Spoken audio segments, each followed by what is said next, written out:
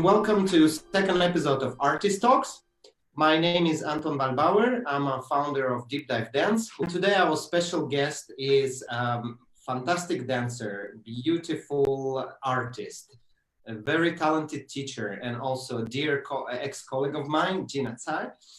And Gina is the former principal dancer with Royal Swedish Ballet in Stockholm. Currently, Gina is a founder and artistic leader of Ballet International School in Stockholm, which she built from ground up with tremendous speed and success.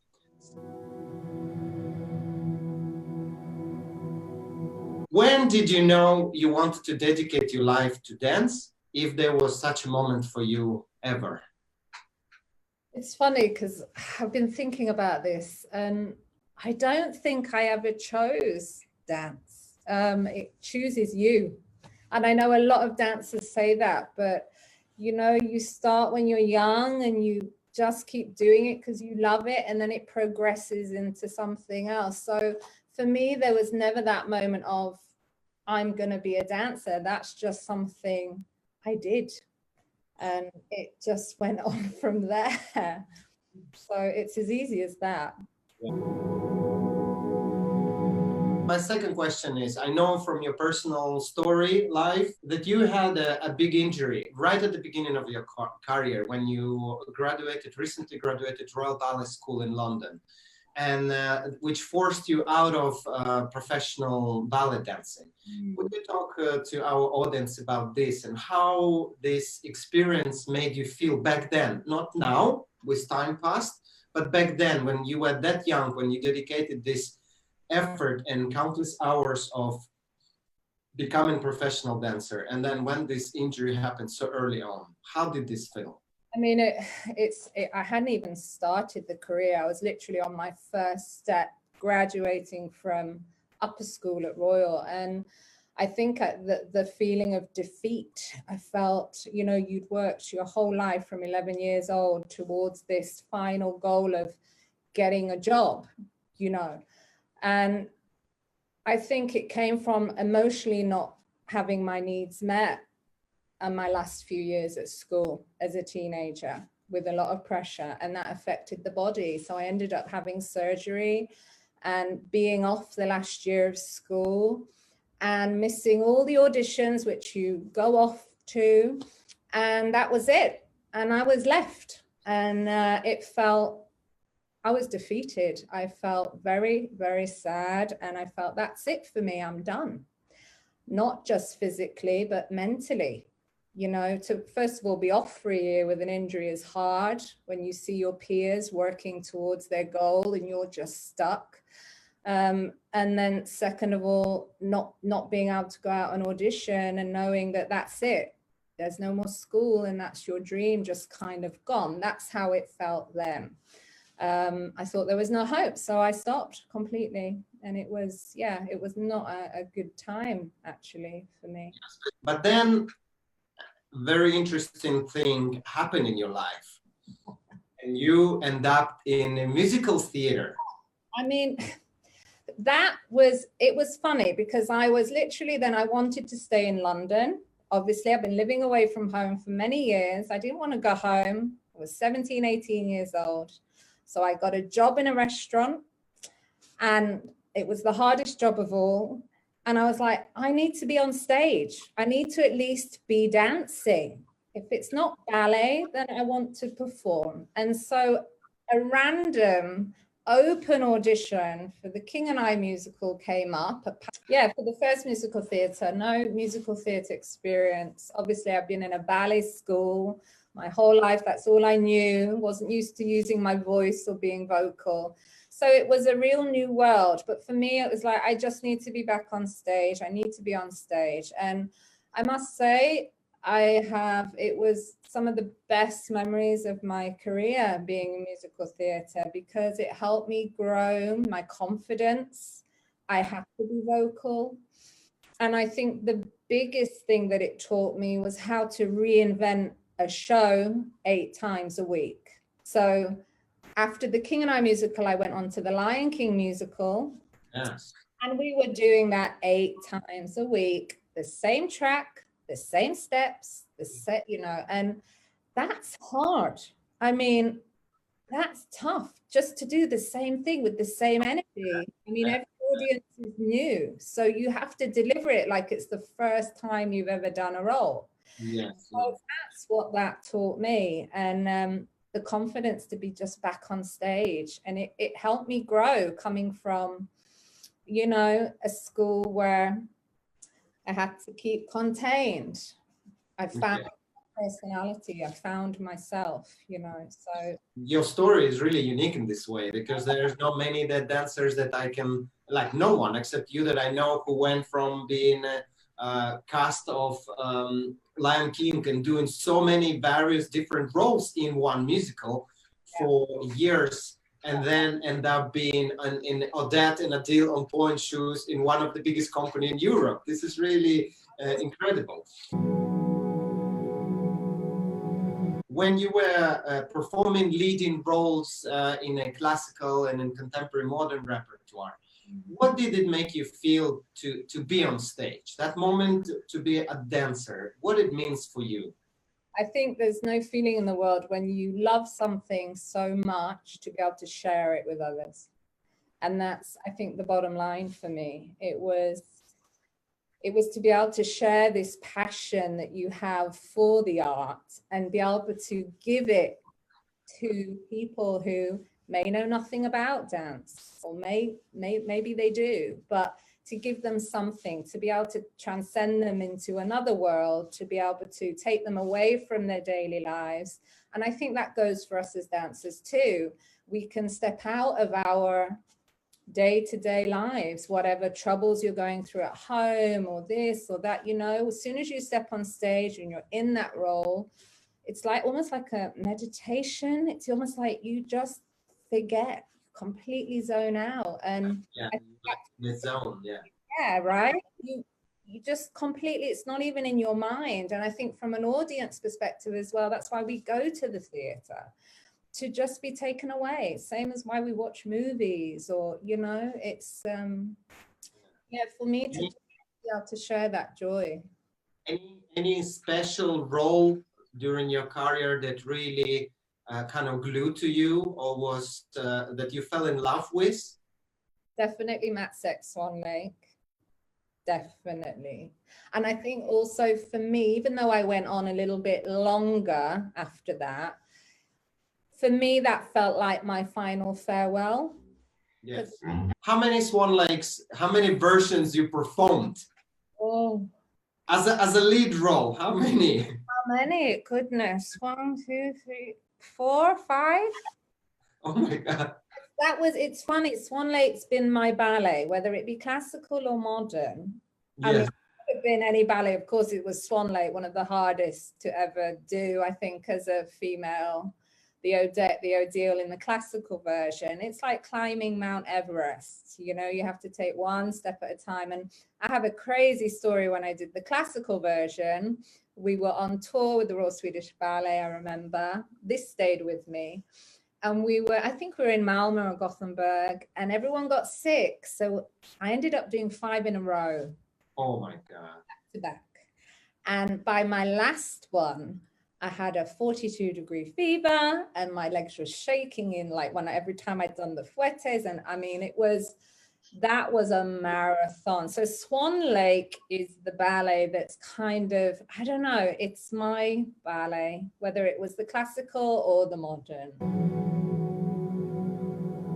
During your dancing career, you successfully managed to jump from pure classical roles into more modern or neoclassical, but also into some works that were really deeply contemporary.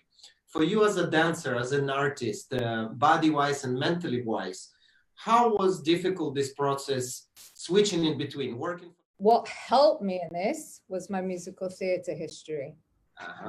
Lion King was through Martha Graham. It was all Martha Graham. So you see, that in hindsight fed my versatility as a dancer. That's why I say to all aspiring ballerinas to try to keep your mind open and have a taste in every little thing around you, because as an artist, as a dancer, you can put everything into play.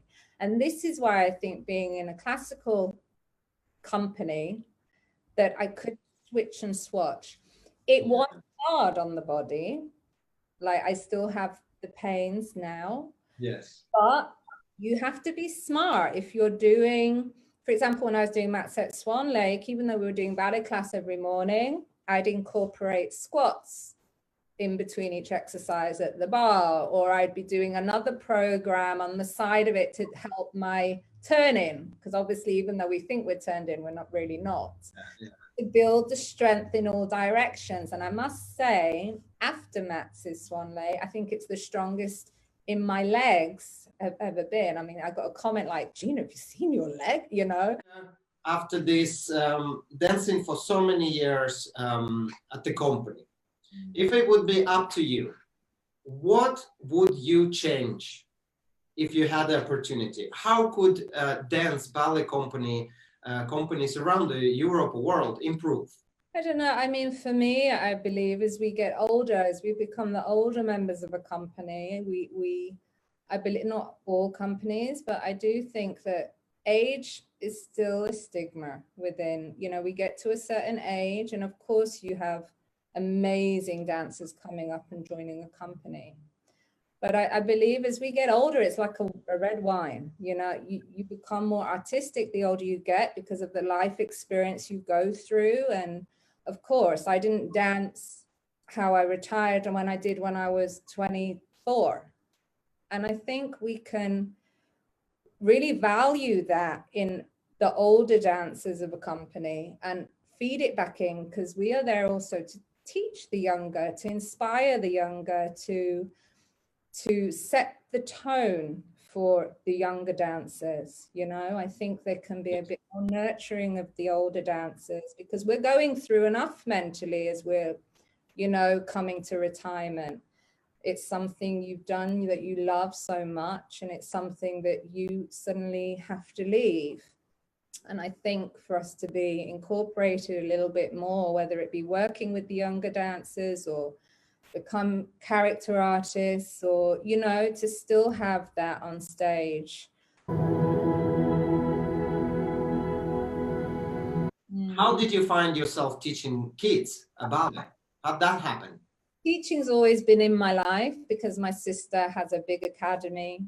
So from a young age, I would go in summer to my sister's academy in Hong Kong and do workshops.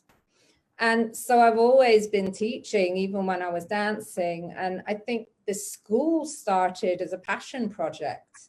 It was something I wanted to do on my day off. It started about 5 years ago now, with mummy friends asking me to teach their children. And I was like, well, I have this idea, being in Sweden, being an expat, the international community is quite tight here. And I was like, well, let's do some classes on a Sunday on my days off. It was a passion project, you know, and it started with 2 small groups of 6 kids, and it grew from there. And I loved it because it gave me something else back.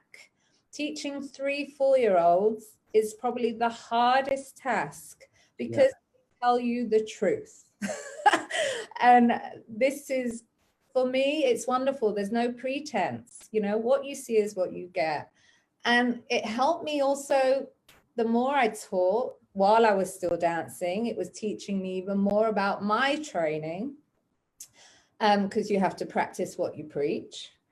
And it got to the point where teaching overtook, and the love of teaching overtook, I would say, my love to be on stage, if I can say that. It was a different reward, you know, it's about the student, it's about them, it's not about myself anymore. So the passion shifted slightly. And yeah, it's grown from there. How can a side project, as you said at the beginning, could become and have this really rapid growth and tremendous success, I would say, in the little time that it exists, relatively little time. Passion. I think if you do anything with full heart, perseverance, motivation, but passion, that's why we dance. No, I mean, it takes you through, and it's the same with teaching. I love what I do. It's the same when I'm in a studio. It's like being on stage. It takes me away. You're solely involved with the person that's in front of you or the group that's in front of you. It's emotionally connecting with people. And again, sharing your joy to others, this for me, it felt like a responsibility also of me to share this art, whether people are learning ballet, preferably maybe not to be ballerinas, for example, some of our adult classes, not to be professional dancers, but it's to create an audience for our shows, like 3-year-olds. I'm teaching 3 to 4-year-olds. A lot of people used to say to me, Gina, you're a principal dancer. Why are you teaching 3-year-olds? My goodness, it's the best age to teach, because they are our future. Yes. Whether it be audience or dancers, we all started somewhere. I started at 3.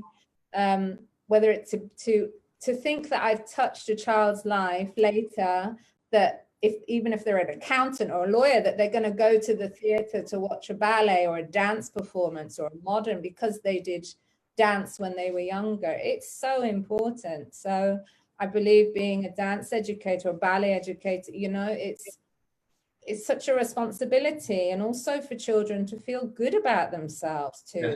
Yeah, which it develops motivation and perseverance and teamwork and compassion, and there's so much more that ballet, yeah, a lot of us can think it's running around on our tippy toes. No, there's so much they learn without them even knowing that they're learning at a young age. And as that develops through the years, you see it within their social life, So I think, I'm happy I found a second career, a passion as big as my dance career. Yeah.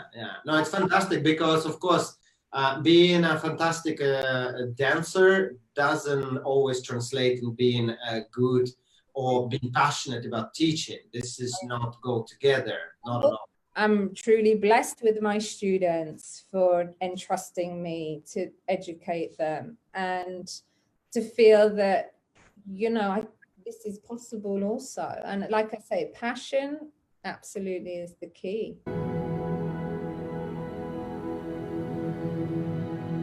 What would be your advice to younger dancers, to young aspiring artists? I think to keep an open mind. I think going back to my journey of going the unconventional way to becoming, I really think when you graduate from school, if you don't get the job directly, doesn't mean you have to quit. If you still love it, you keep going, you keep persevering until you make it. And you take other ways to get where you want to go to. But you have to keep an open mind. You have to keep that passion, because without it, it's too hard. Yes. So, I think for young aspiring dancers to find an environment that can meet your emotional needs, to make you feel good, to be able to find your own journey, because everyone's journey is different.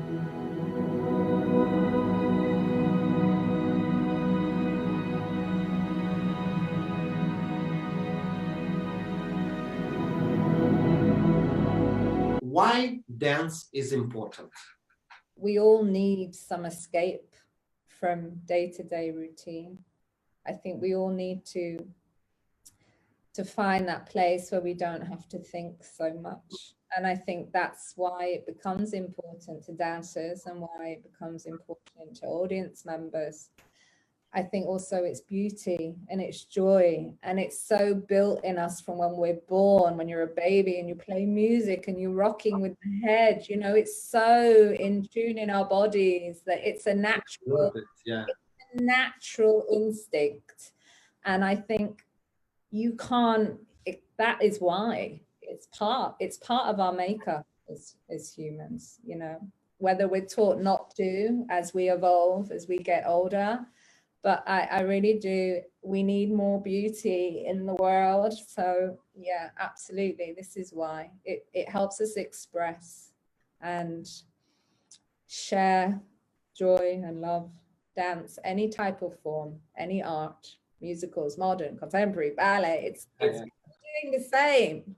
We're taking everyone away and we're taking ourselves away. Yeah. We thank you, Gina, for being with us today.